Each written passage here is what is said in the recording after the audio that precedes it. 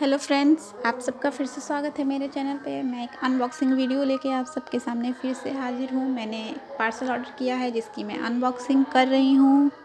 देखिए मैंने इसमें क्या मंगाया है। मैंने इसमें फ्लिपकार्ट से वुमेन डेनिम जैकेट ऑर्डर किया है। ये स्मॉल साइज है। इसकी प्राइस मुझे 300 पड़ा। इसकी जब मैंने फ़ोटो देखी तो ये मुझे काफ़ी अच्छा लगा, इसलिए मैंने इसे ऑर्डर किया। लेकिन जब मैंने इसकी अनबॉक्सिंग की तो इसकी क्वालिटी मुझे थोड़ी सी वीक लगी, बट प्राइस के अकॉर्डिंग सही है। इसका कलर भी मुझे थोड़ा अलग दिखा, लेकिन